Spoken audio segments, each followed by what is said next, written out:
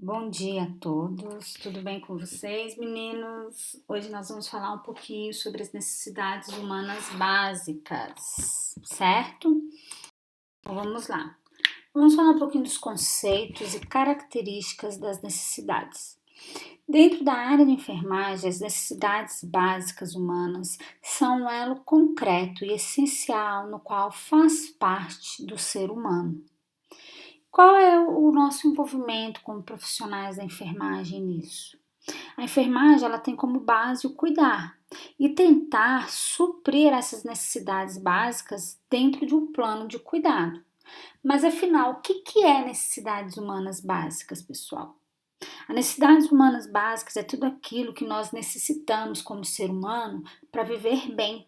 O que a gente precisa? Realização pessoal, manter nossa autoestima, manter amor, relacionamentos com amigos, com as pessoas que nós trabalhamos, ter segurança de uma casa, segurança de poder sair, a segurança de saber que vai chegar ao final do mês e você vai ter o seu dinheiro para pagar as contas e as necessidades fisiológicas que nós temos. Quais são essas necessidades? Eu tenho necessidade de dormir, eu tenho necessidade de urinar, eu tenho necessidade de evacuar, eu tenho necessidade de comer, eu tenho necessidade de tomar água. Então, tudo que envolve necessidades para que nós conseguimos sobreviver e viver bem, nós consideramos como necessidades humanas básicas. Então, vamos lá. São inúmeros os fatores que podem interferir no atendimento e na manifestação das necessidades básicas de uma pessoa. Por exemplo, gênero, a idade, a individualidade, o nível socioeconômico, a cultura, a escolaridade, o ambiente físico e o processo de saúde e doença. Vamos falar um pouquinho de Abraham Maslow. A teoria dele, ela está baseada nas necessidades humanas básicas e é dividida em 5 níveis. 1. As necessidades fisiológicas, as necessidades de segurança, necessidade de amor, de relacionamento, necessidade de estima e a realização profissional. Nós falamos disso bem no início da nossa aula, pessoal. Então eu queria muito que vocês analisassem esses 5 níveis de segurança para vocês entenderem o quanto isso é importante na vida de um ser humano. Vocês conseguem imaginar hoje para vocês estarem terminando a faculdade, estarem fazendo a faculdade e não se realizar profissionalmente? A frustração que isso traz para o ser humano? Quando a gente fala da autoestima, a gente poder acreditar em nós mesmos e saber que a gente é capaz de conquistar e de conseguir alguma coisa. Amor, relacionamento. Quando eu falo de amor e relacionamento, eu estou dizendo também de família, de amigos, das pessoas que eu me relaciono no meu dia a dia, pode ser no trabalho, na faculdade ou em casa. A segurança de ter um trabalho, segurança de ter uma moradia e as nossas necessidades fisiológicas, que principalmente para nós que somos da área da enfermagem, a gente tem que estar muito atento. Por quê? Porque o profissional enfermeiro, ele trabalha de manhã, ele trabalha à noite, ou ele trabalha toda noite, e às vezes ele esquece de quê? De dormir. E o nosso sono, ele é sagrado, porque a nossa cognição, a nossa atenção, ela está muito relacionada a isso. Principalmente quando a gente fala que a gente tem que estar bem para cuidar do ser humano. Se eu estou com sono, se eu estou cansada, eu estou apta para cuidar da vida de alguém? Então nós sempre precisamos estar muito atentos a isso, viu, pessoal? Olha ela aí, essa é a pirâmide de Maslow. Vamos ver aqui. Quando eu falo de fisiologia, eu estou falando do quê?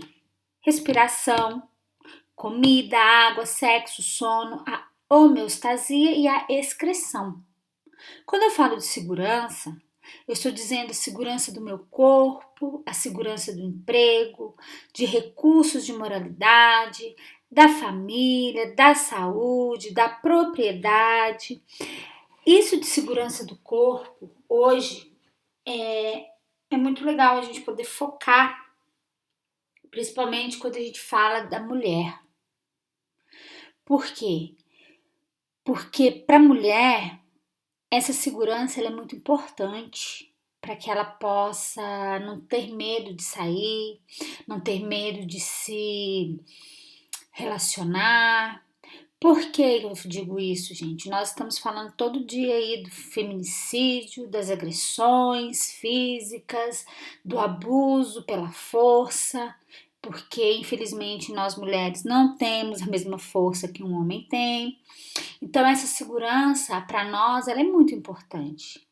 E a amizade? Ela entra no amor, no relacionamento, amizade, família, a intimidade sexual, estima, autoestima, confiança, conquista, respeito dos outros. Para nós é muito importante ser respeitado, mas lembre-se, nós também temos que respeitar o próximo. O meu direito começa onde termina o seu e o meu termina onde começa o seu, ok? Respeito aos outros, realização pessoal, moralidade, criatividade, espontaneidade, solução de problemas, ausência de preconceitos e aceitação dos fatos. Todas as necessidades, elas estão interligadas, pois fazem parte do todo que é o ser humano. Elas estão interligadas porque elas se completam e elas completam o ser humano também na sua vida. Observa-se que quando um dos fatores sofre alteração, ele acaba afetando todos os outros demais, ou por desequilíbrio ou pelo excesso de atendimento.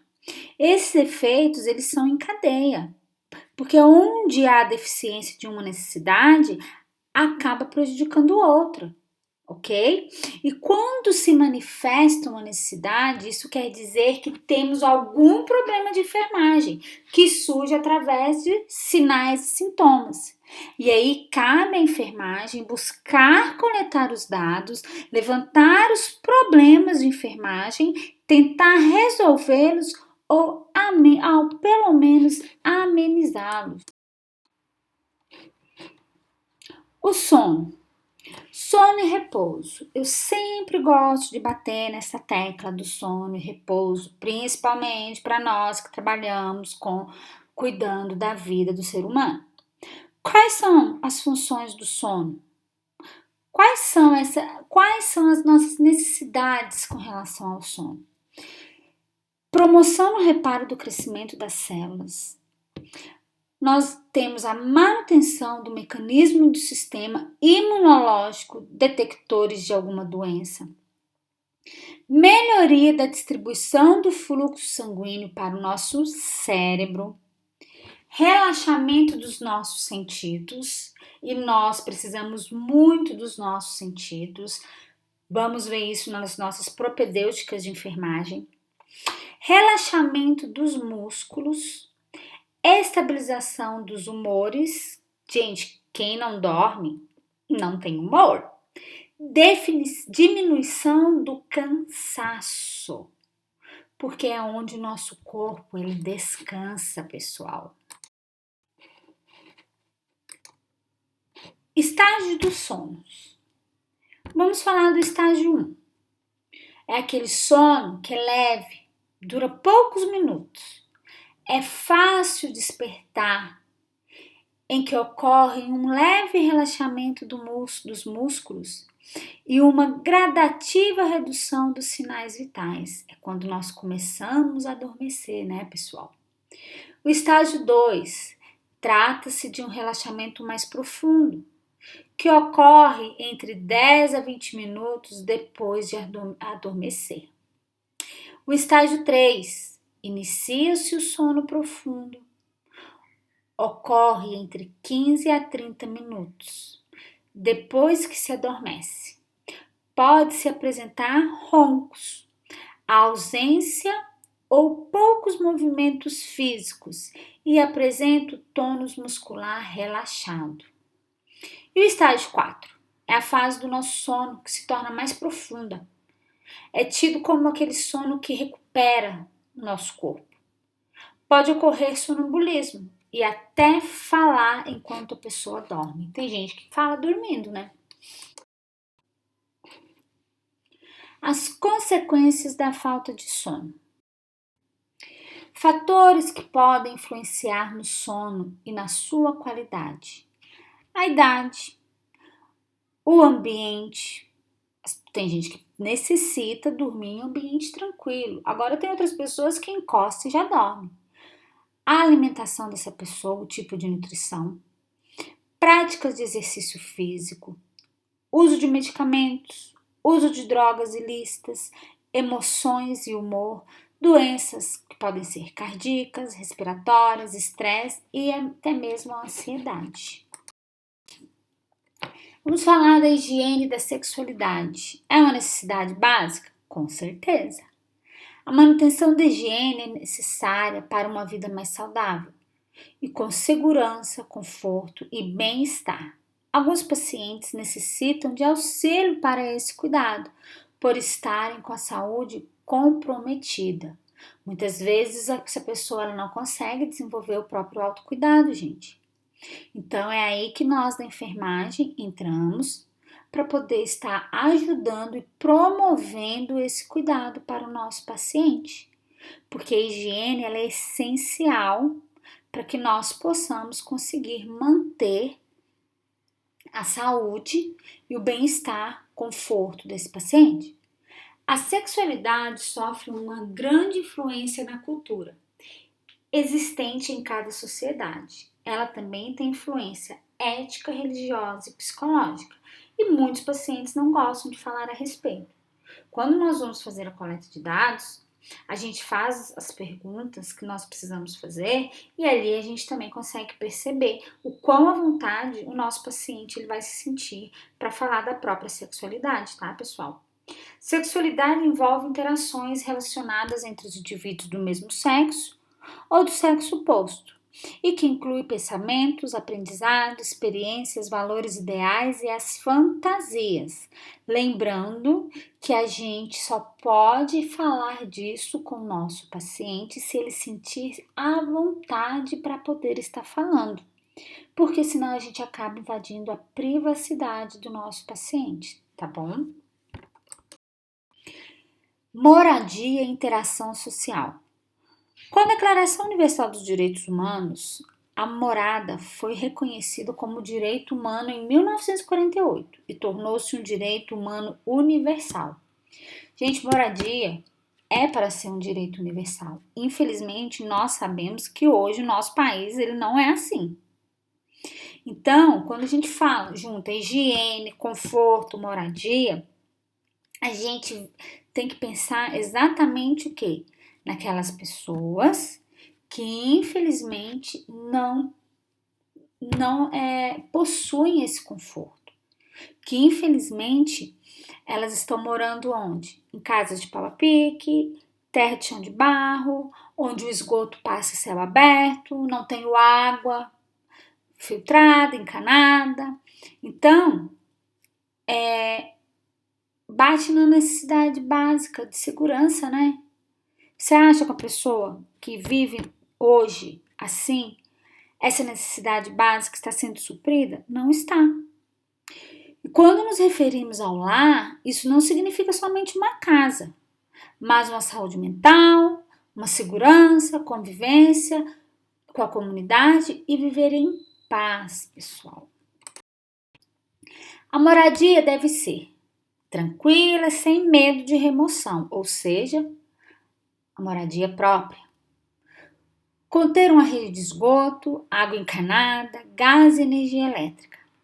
Possuir em suas redondezas escola, creche, centros de saúde, área de esporte, lazer, além de coleta de lixo e transporte público. Ter custo acessível, ser habitável, isto é, ter um número de cômodos e banheiros suficiente para atender os moradores. Ter espaço suficiente e não possuir riscos de inundações, incêndio ou desmoronamento. Possuir acessibilidade a grupos vulneráveis, como crianças, idosos, portadores de alguma deficiência. Isso seria o ideal, pessoal. Eu apresento para vocês o que seria ideal para trazer a segurança para o ser humano, um pai e uma mãe de família. Mas a realidade no nosso país não é essa. O ser humano hoje, ele acaba se adaptando às condições que ele tem. A economia do nosso país não permite que todas as pessoas tenham esta mesma tranquilidade, tenham essa mesma classe. Então, infelizmente, hoje, quando nós vemos aí as pessoas na rua, fazemos campanhas, saímos em algumas periferias, a gente consegue ver. E até mesmo temos nossos pacientes na unidade onde trabalhamos, a gente consegue acompanhar que essa não é a realidade para todos, não é verdade? Protocolo básico de segurança do paciente. Eu preciso ter a identificação desse paciente, eu preciso fazer prevenções de lesões por pressão, segurança na prescrição e uso de medicamentos desse paciente. A cirurgia precisa ser uma cirurgia onde ele se sinta seguro e onde o paciente não tem nenhuma alergia à medicação, látex, para que ele possa iniciar essa cirurgia com segurança. Prática de higiene das mãos no serviço de saúde, a higiene das mãos. Pessoal, nós estamos vendo aí o coronavírus e ainda tem pessoas que insistem em não realizar a higiene das mãos. Não lava as mãos para comer, não lava as mãos antes de ir no banheiro, não lava as mãos depois de sair do banheiro. E um profissional da saúde que não tem essa consciência, infelizmente, pessoal, essa pessoa ela não serve para cuidar do ser humano, porque ela não consegue cuidar nem de si mesma. E a prevenção de quedas, principalmente quando a gente fala de idosos, tá bom? 10 passos para a segurança do nosso paciente. A identificação do paciente, cuidado limpo e cuidado seguro, higiene das mãos. Catéteres, sondas, conexões corretas e fixadas corretamente. A cirurgia segura, sangue em componentes de administração segura, pacientes envolvidos com sua própria segurança, ou seja, o paciente que sabe se cuidar, comunicação efetiva, prevenção das quedas, a prevenção das úlceras por pressão. Isso, úlcera, gente, lesão por pressão é responsabilidade da enfermagem. A mudança de decúbito, ela tem que ser feita e quem faz isso é a equipe de enfermagem. Segurança na utilização das tecnologias. Gente, não adianta a gente querer fugir. Tecnologia está aí e na área da saúde, cada dia mais ela é mais presente. Então, nós profissionais enfermeiros temos que estar informatizados. Tudo hoje dentro de uma unidade de saúde é informatizado e a gente tem que ter o quê? A gente tem que ter segurança e saber utilizar esse sistema, tá bom? Autoconceito. O autoconceito refere-se à percepção que o indivíduo possui de si mesmo e que, devido a isso, acaba formando um conceito. Então, é aquela pergunta: o que eu acho de mim mesmo? Não é? Tudo que pensamos e sentimos sobre nós mesmos afeta o nosso físico e emocional. Então, se eu penso coisa boa, eu aumento a minha autoestima, não aumento? Agora, se eu também penso e sinto coisas que são desagradáveis, isso acaba fazendo com que eu me reprima. Isso é onde o ser humano acaba se definhando. É uma linguagem subjetiva, misturada com sentimentos, percepções e atitudes, conscientes ou não. A percepção da saúde e o conceito estão ligados diretamente, pois uma boa percepção de saúde pode colaborar com o autoconceito de maneira positiva, o que reflete diretamente ao estado em que a pessoa se encontra. Ou seja, se eu gosto de mim, eu vou ser uma pessoa um pouco mais positiva. Entendeu? Se eu me vejo como uma boa pessoa e vejo possibilidades, até mesmo de melhorar, eu tenho tudo para atrair coisas boas e positivas para o meu estado de saúde e para o meu desenvolvimento como ser humano. É formado por 4 componentes: a minha identidade, a sua, a minha, a dele, a imagem corporal, que a imagem corporal ela reflete muito na nossa autoestima, não somente, pessoal, se eu estou gordo, se eu estou magra, mas a pessoa que às vezes perde um membro, sofre um acidente, sofre uma desfiguração, e os papéis sociais que essa pessoa desenvolve dentro da sociedade. Eu gosto muito do que eu faço. Eu estou muito feliz de ter tido a oportunidade de estar passando para vocês a nossa aula. Eu agradeço e até a próxima. Beijo para vocês, pessoal!